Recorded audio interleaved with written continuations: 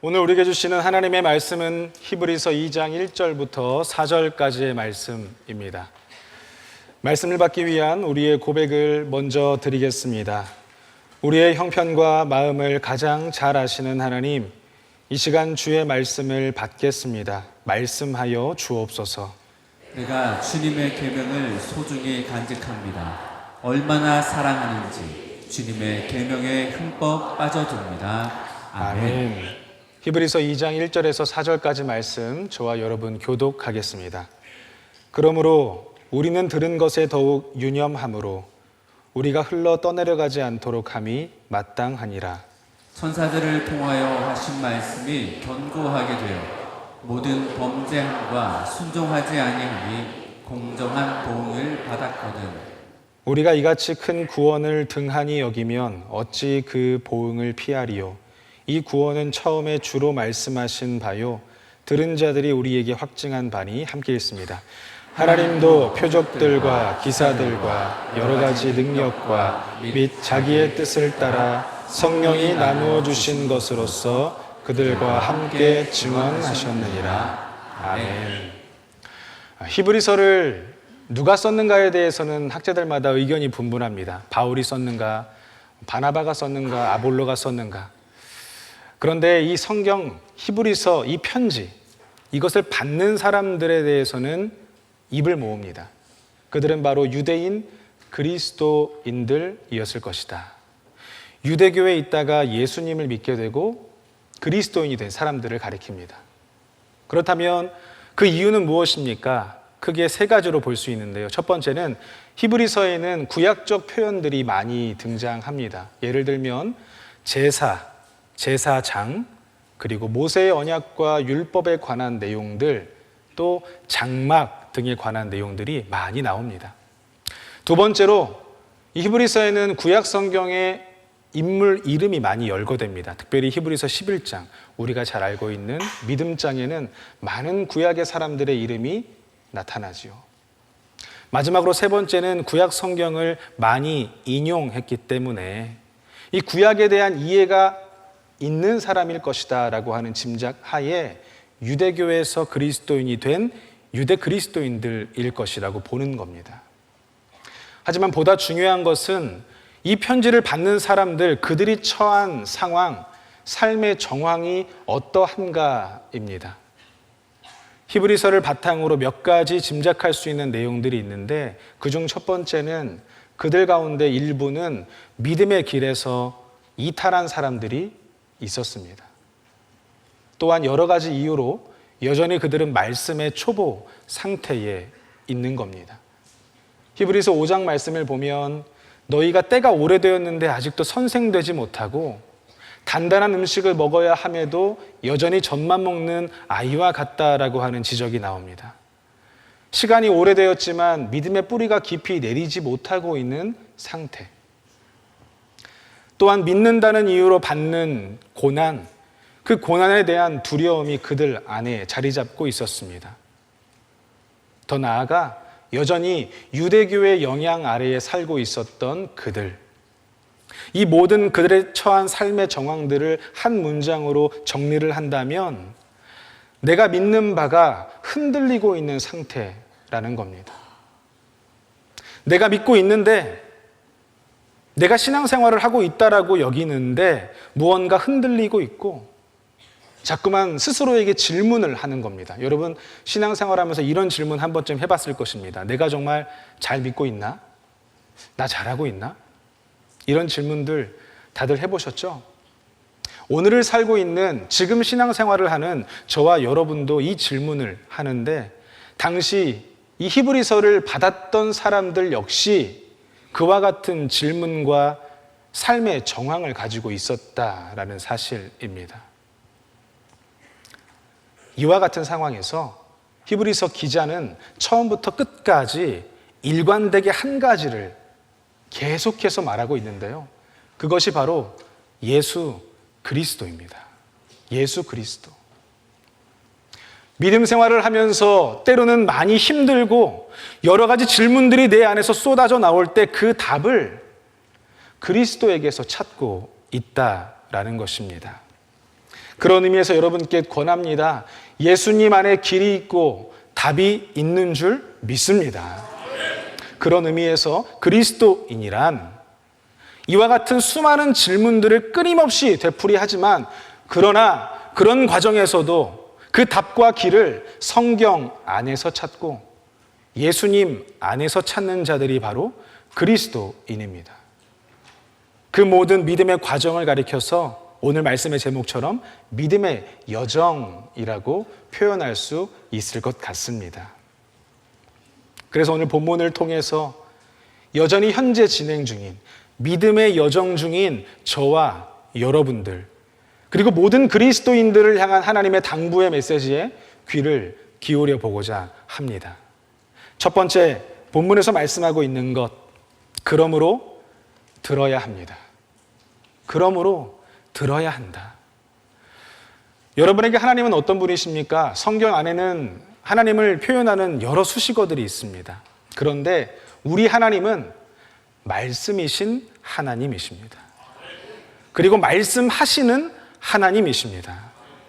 히브리서 1장 1절과 2절의 말씀을 같이 봉독하도록 하겠습니다. 옛적에 선지자들을 통하여 여러 부분과 여러 모양으로 우리 조상들에게 말씀하신 하나님이 이 모든 날 마지막에는 아들을 통하여 우리에게 말씀하셨으니.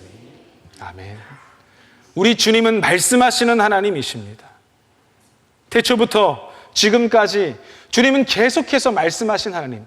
그 하나님이 누구에게 말씀하십니까? 다시 1절과 2절을 보십시오. 우리 조상들, 믿음의 선조들, 이 편지를 받기 훨씬 이전부터 주님은 믿음의 조상들에게도 말씀하셨고 2절에 우리들은 이 편지를 받고 있는 당시 신앙생활하고 있는 수많은 그리스도인, 더 나아가서 오늘 히브리서 이 말씀 앞에 모여있는 저와 여러분에게도 주님은 여전히 말씀하시는 하나님입니다. 그럼 주님은 어떻게 말씀하십니까? 다시 1절과 2절을 보십시오. 옛적에 선지자들을 통하여 주님 말씀하셨습니다. 구약시대 수많은 예언자와 선지자들을 부르셨고 그들의 입에 주님의 말씀을 주셨습니다. 주님께서 명하라 하신 그 말씀을 그들을 통해 백성들이 알게 하시고 듣게 하셨습니다. 그리고 지금은 아들을 통하여 말씀하신다.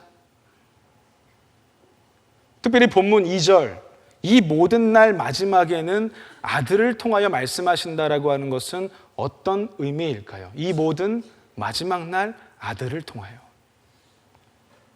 이 땅에 예수님이 오셨고 그 예수님이 하신 말씀은 최종적이고도 완전한 계시라는 것입니다.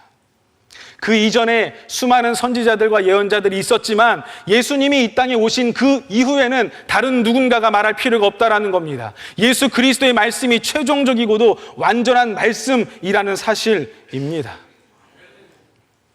그래서 이 히브리서에는 이 예수님을 매우 뛰어난 분으로 소개를 하는데요. 먼저 본문 2절의 말씀을 함께 봉독하도록 하겠습니다. 2절입니다. 천사들을 통하여 하신 말씀이 견고하게 되어 모든 범죄함과 순종하지 아니함이 공정한 보응을 받았거든. 이 말이 무슨 뜻입니까? 하나님께서 모세에게 주신 율법은 천사를 통해 받았다라는 것입니다. 그런데 그 천사를 통해 받은 말씀도 순응하지 않을 때, 순종하지 않을 때 그에 따른 공정한 보응이 있는데 지금 우리가 들은 말씀, 우리가 전하고 있는 이 말씀은 예수님께서 하신 최종적이고도 완전한 말씀, 얼마나 더 중한가? 히브리서 1장부터 이 기자는 예수 그리스도가 천사보다도 뛰어나고 모세와 여호수아보다도 더 뛰어나고 구약의 제사장보다 뛰어나신 우리의 참 대제사장이 되신다라고 이 성경을 통하여서 우리에게도 말씀하고 있는 것입니다. 그러므로 3절 등한히 여기면 어찌 그 보응을 피하리요? 소홀히 여기면 어찌 그 보응을 피하겠느냐? 다른 누가 말한 것도 아니고 최종적이고도 완전한 계시의 말씀을 선포하신 예수님의 말씀인데 그러므로 들어야 한다라는 것입니다. 그렇다면 우리 예수님께서 하신 최종적이고도 완전한 그 말씀은 무엇입니까? 오늘 본문에서는 그것을 3절에 큰 구원이라고 표현하고 있습니다. 큰 구원. 지난 결산 새벽 기도회 때 담임 목사님께서 그리스도의 십자가라는 책의 한 부분을 인용했습니다. 죄의 본질은 인간이 하나님을 대신한 것이고 구원의 본질은 하나님이 인간을 대신한 것이다. 죄가 들어오고 그 죄의 문제, 죽음의 문제를 해결할 수 없었던 그 인간을 향하여서 우리 하나님께서 이 땅에 오신 그 성육신, 그것이 주님이 이루신 큰 구원입니다. 우리가 읽지는 않았지만 오늘 본문이 포함되어 있는 2장 14절과 15절, 17절에는 이 큰 구원을 다음과 같이 설명합니다. 함께 봉독합니다.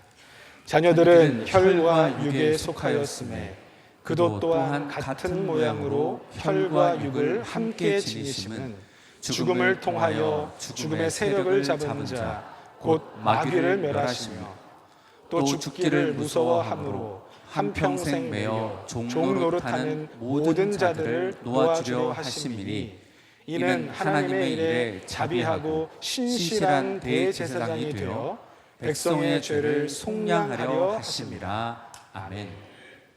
우리 주님께서 이 땅에 오신 이유가 무엇입니까? 죽음의 세력을 잡은 자 마귀를 멸하시고 일평생 죽기를 두려워하면서 종노릇하는 우리 인간을 그 죄에서 구원하시고 그 죄에서 속량하시기 위하여 이 땅에 우리 주님 예수 그리스도가 오셨다라고 하는 것, 이것이 큰 구원의 메시지입니다. 그러므로 죽음을 이기신 예수님, 그분이 하신 말씀은 세상을 이기는 승리인 줄 믿습니다. 때문에 믿음의 확신이 흔들릴 때 우리가 해야 하는, 우리가 할 수 있는, 가장 먼저 우리가 취할 수 있는 것은 큰 구원의 메시지를 들어야 합니다. 히브리서 기자가 선포합니다. 하나님의 말씀은 살아있고 활력이 있어 좌우에 날선 그 어떤 검보다도 예리하여 우리의 혼과 영과 관절과 골수를 찔러 쪼개고 우리의 마음과 생각을 판단한다. 우리 주님의 말씀을 들을 때 우리 주님께서 그 말씀으로 우리를 붙드시고 이끄실 줄 믿습니다. 두 번째, 오늘 본문을 통하여 말씀하고 있는 바, 들은 것에 더욱 유념해야 한다는 것입니다. 들은 것에 더욱 유념해라. 오늘 본문 1절의 말씀 함께 봉독하겠습니다. 1절입니다. 그러므로 우리는 들은 것에 더욱 유념함으로 우리가 흘러 떠내려가지 않도록 함이 마땅하니라. 하나님의 말씀은 들어야 하고 그 말씀이 능력이라는 사실을 알고 있지만 그 말씀을 듣지 못할 때, 들리지 않을 때, 다른 것에 마음을 빼앗길 때가 우리에게 있습니다. 그래서 주님 말씀하시기를 그러니 들은 것에 더욱 유념하라는 것입니다. 여러분, 유념하다라고 하는 이 단어가 가진 뜻이 있습니다. 주목하다, 주의를 쏟다. 하나님의 말씀에 주목하고 그 말씀에 내 온 관심을 기울이며 내 삶의 무게중심이 내가 지금 걱정하고 있는 문제가 아니라 내 눈앞에 해결해야 할 어떤 일들이 아니라 내 앞에 펼쳐진 주님의 말씀에 삶의 무게중심을 두는 것, 이것이 유념하다라고 하는 이 단어의 의미입니다. 본문 1절은 유념하지 않으면 어떻게 된다고요? 흘러 떠내려갈 수 있다라고 말씀합니다. 흘러 떠내려간다. 이것은 또 무슨 의미입니까? 머릿속으로 한번 상상해 보십시오. 바다 위에 배가 있습니다. 제법 큰 배입니다. 항해를 하는 가운데 배의 일부분이 손상이 되고 식량은 조금씩 떨어지고 있는 상황. 잠시 육지에 안전한 정박지를 찾아 그곳에 멈춰 배를 정비하고 음식을 다시 충당하고 또 다른 항해를 떠나야 하는 것입니다. 자, 눈앞에 안전한 정박지가 보입니다. 그런데 그 정박지를 그냥 지나쳐 버리는 것입니다. 이것이 흘러 떠나 버린다는 것입니다. 하나님의 말씀이 중요하다는 것을 알지만 주님 앞에 나와 예배해야 되는 것이 내 인생을 지탱하는 힘이라는 것을 알고 있지만 그냥 지나쳐버리는 것. 그러니 우리 주님께서 더욱 유념하라고, 들은 것에 더욱 유념하라고 재차 강조하고 있는 것입니다. 더 의지적으로, 더 의도적으로 주님의 말씀에 대해 온 관심을 쏟는 것, 그것이 지금 우리가 취해야 할 하나님이 원하시는 모습이라는 사실이죠. 살다 보면 하나님의 말씀에 유념하지 못하는 순간들이 많이 있습니다. 마태마가 누가복음에 나오는 씨 뿌리는 자의 비유, 너무나 잘 아는 말씀이죠. 씨 뿌리는 자가 씨를 뿌립니다. 예수님께서 이 비유를 풀어 설명하실 때 씨는 곧 하나님의 말씀이라고 이야기하시죠. 4가지 땅에 그 씨가 뿌려지죠. 첫 번째, 길가에 씨가 뿌려집니다. 이것은 무엇을 의미합니까? 마귀가, 악한 자가 그 뿌려진 것을 바로 빼앗아서 깨닫지 못하는 것. 지금 이 자리에 우리가 예배하기 위해 모였지만 전혀 들리지 않는 자들이 있을 수 있습니다. 돌밭에 떨어졌다는 것은 무엇입니까? 즉시 그 말씀을 기쁨으로 받는데 뿌리가 없어서 내 삶에 찾아오는 시련과 박해와 환난 가운데 넘어져 버리는 것입니다. 이 자리에서는 기쁜데, 이 자리에서는 아멘이 나오는데 다시 집으로 돌아가고 직장으로 돌아갔을 때 내 앞에 놓여진 문제 앞에 바로 넘어지는 모습. 가시떨기는 무엇입니까? 세상에 많은 염려, 근심들이 있습니다. 먹고 사는 문제들, 자녀의 진학과 취업과 이직과 결혼과 우리가 하루하루 잘 살아보고자 하는 그 염려와 근심들이 나를, 주님의 말씀이 내 안에 들어오는 것을 막아버립니다. 또한 세상의 많은 욕심들, 재물에 대한 욕심들, 기타 욕심들이 그 말씀을 막아버리는 것입니다. 주님은 더욱 들은 것에 유념하라고 하셨는데 우리가 유념하고 있는 것은 들은 것이 아니라 지금 내 삶에 펼쳐진 삶의 문제들 뿐이라면 우리는 지금 이 말씀 앞에 순종하지 못하고 있는 것이죠. 마지막 어떤 땅에 씨가 뿌려집니까? 좋은 땅에 씨가 뿌려집니다. 30배, 60배, 100배의 결실을 맺게 되죠. 여러분, 좋은 땅은 어떤 땅입니까? 잘 기경된 땅이죠. 여러분, 기경한다라고 하는 것이 어떤 의미입니까? 묵혀진 땅, 손대지 않은 생땅을 완전히 일구고 갈아엎는 것입니다. 그것이 좋은 땅입니다. 가만히 있다고 해서 그 땅이 좋은 땅이 저절로 되는 것이 아니듯 주님 앞에 나와 주님의 그 말씀의 씨앗을 받아 먹는 우리가 취해야 하는 것은 더욱 유념하는 것, 더 의지적으로, 더 의도적으로 주의 말씀에 유념하겠다고 하는 이 모습, 이것이 우리에게 필요한 것입니다. 그래서 이 표현은, 이 유념하다라고 하는 표현은 말씀을 들을 때 행동으로 이어지는 것을 의미하고요, 말씀에 대한 보다 적극적인 태도를 말하는 것입니다. 사도행전 16장 14절의 말씀을 함께 읽겠습니다. 두아디라시에 있는 자색 옷감 장사로서 하나님을 섬기는 루디아라 하는 한 여자가 말을 듣고 있을 때 주께서 그 마음을 열어 바울의 말을 따르게 하신지라. 아멘. 따르게 하신지라. 이 말씀과 오늘 본문 히브리서 1절에 나오는 유념하다라고 하는 단어는 같은 단어입니다. 그저 말을 듣고 가만히 있는 것이 아니라 이 루디아가 바울이 하는 말, 이 복음의 메시지를 전해 듣고 그 말씀을 따랐습니다. 그녀가 했던 행동이 무엇입니까? 자신의 집을 예배의 처소로 내어줍니다. 그것이 빌립보 교회의 시작이 된 겁니다. 더욱 들은 것에 유념할 때 그 말씀이 가리키는 방향으로 나아가는 것, 그 말씀이 말씀하는 곳으로 내가 움직이는 것, 그럴 때 주님께서 역사하실 줄 믿습니다. 그러므로 하나님의 말씀에 더욱 주목하고 들은 것에 더욱 유념할 때 말씀대로 되어질 줄 믿습니다. 그 말씀이 나를 이끄실 줄 믿습니다. 셋째, 본문을 통해서 말씀하고 있는 것, 우리도 확증해야 합니다. 우리도 확증해야 한다. 이런 말이 있죠. 한 사람의 그리스도인이 탄생하기 위해서는 그 곁에 또 한 사람의 그리스도인이 있어야 한다는 것. 생각해보면 우리가 예수님을 믿게 된 것은 우리 주변에 내 가까이에 누군가 먼저 예수님을 믿었던 자가 있기 때문일 것입니다. 물론 특별한 상황들과 사건들을 통해서 스스로 주님 앞에 나오신 분들도 있겠지만 아마 대부분 부모님이 혹은 친구, 직장 동료, 이웃들의 권유로 예수님을 믿게 된 분들이 아마 많이 계실 것입니다. 제가 이 말씀을 준비하면서 우리 부모님은 어떻게 교회 생활을 시작하셨는가에 대한 궁금증이 생겨서 저희 어머니께 전화를 드렸습니다. 어머니, 어떻게 신앙생활 하셨는지 듣고 싶습니다. 저희 어머니는 처녀 때 교회 생활을 잠시 하셨습니다. 그러다가 결혼을 하고 나서는 신앙생활을 멈춘, 저희 믿지 않는 아버지를 만나서 신앙생활을 하지 않았던 상황이었는데, 그때 제가 이제 어머니 뱃속의 첫째로서 임신을 한 겁니다. 저희 어머니가. 근데 그때 저희 아버지께서 리비아로 4년 5년 정도 일을 하러 나가셨습니다. 당시에 사우디아라비아 이런 곳에 많이 나가셨잖아요.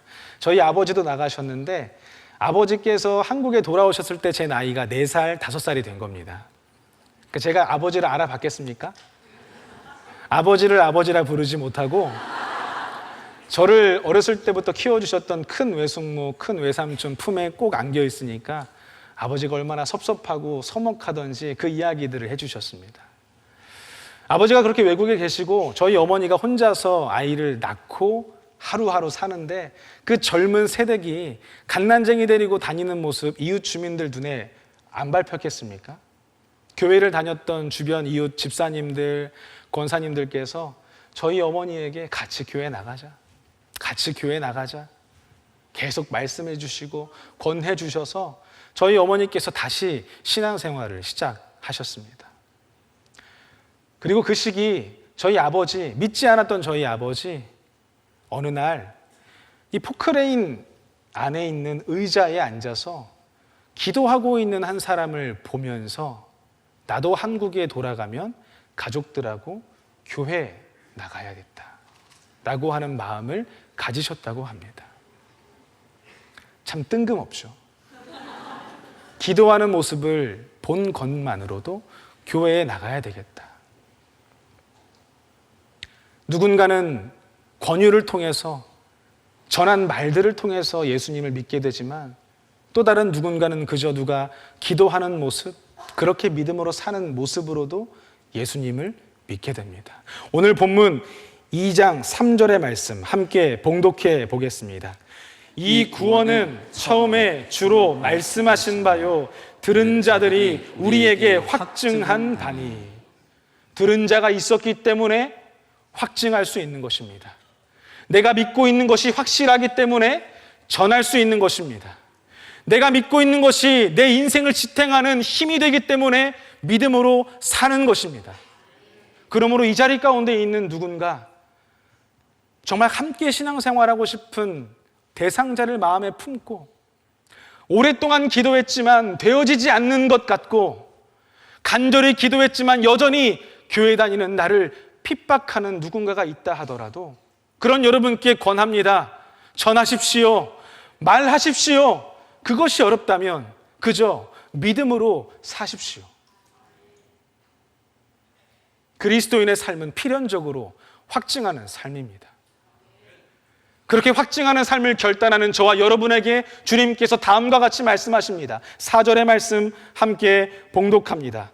하나님도 표적들과 기사들과 여러 가지 능력과 및 자기의 뜻을 따라 성령이 나누어 주신 것으로서 그들과 함께 증언하셨느니라. 아멘. 하나님께서 확증하는 자들과 함께 증언하셨다. 표적들, 기사들, 여러 가지 능력과 각 사람에게 그분의 뜻을 따라 나누어 주신 은사를 따라서 주님은 전하는 자, 확증하는 인생 가운데 함께 계셔서 증언하십니다. 우리의 삶 가운데에 이와 같이 주님과 함께 확증하는 인생이 되시기를 바랍니다. 이번 주 말씀을 준비하면서 좀 뜬금없지만 글을 한 편 썼습니다. 지난주 주일 시를 가져오셨고, 지난 수요일 또 시를 읽어주셨고, 저는 시를 못 찾아가지고 제가 글을 썼습니다. 이 배경을 먼저 설명을 드립니다. 목회자에게 정장은 어떤 옷일까요? 작업복입니다. 늘 입어야 하는 옷이고요. 비가 오나 눈이 오나 제설을 할 때도 정장을 입고 합니다. 그러다 보니까 와이셔츠가 여러 장 집에 있는데요. 제 체형이 조금 이상해서 제 몸에 조금 맞는 사이즈 와이셔츠를 입으면 목 마지막 윗 단추가 잠기지 않는 겁니다. 답답하죠. 불편하죠. 지금과 같은 여름철에는 유독 더 불편합니다. 제가 그 불편감을 토로했더니 저희 교구 목사님들이 맞춤 셔츠가 있다는 소식을 전해줬습니다. 맞춤 셔츠. 근데 맞춤이라고 하면 왠지 비쌀 것 같아서 제가 머뭇거렸는데 3만 원대면 맞출 수 있다는 거예요. 그렇게 해서 맞춘 셔츠가 바로 지금 입고 있는 셔츠입니다. 지금 목 위까지 단추가 꽉 채워져 있습니다. 그런데 이 셔츠를 맞추는 경험과 이 말씀을 준비하는 과정에서의 묵상이 묘하게 연결되면서 이 글을 한 편 적었습니다. 제가 그 글을 여러분께 소개해 드리도록 하겠습니다. 제목, 셔츠 한 장, 지은이, 김승재. 셔츠 맨 위 단추가 채워지지 않는다. 분명 살은 빠졌는데 목에만 살이 찐 걸까? 100, 110, 105. 들쭉날쭉 체형이 변할 때마다 셔츠 사이즈도 바뀌지만 여전히 마지막 단추는 채워지지 않는다. 맞춤 셔츠라는 게 있다더라. 원단, 팔 길이, 가슴 둘레, 허리와 목 둘레를 줄자로 재고 카라, 손목, 주머니 스타일까지 바꿀 수 있는 그야말로 신세계다. 그렇게 셔츠가 완성되고 입어보니 내 몸에 꼭 맞고 마지막 단추도 잘 채워진다. 믿음의 여정, 마치 셔츠를 맞추는 것과 비슷하다. 때로는 100, 110, 105. 삶의 희로애락에 따라 내 삶의 체형도 들쭉 날쭉이지만 내게 주시는 말씀들을 줄자 삼아 여기저기 재면서 그렇게 셔츠 한 장, 두 장 맞추면서 살다가 전하다가 내 인생 마지막 셔츠에 마지막 단추를 채우는 날 그분께 이렇게 말해야지. 주님, 저 왔어요.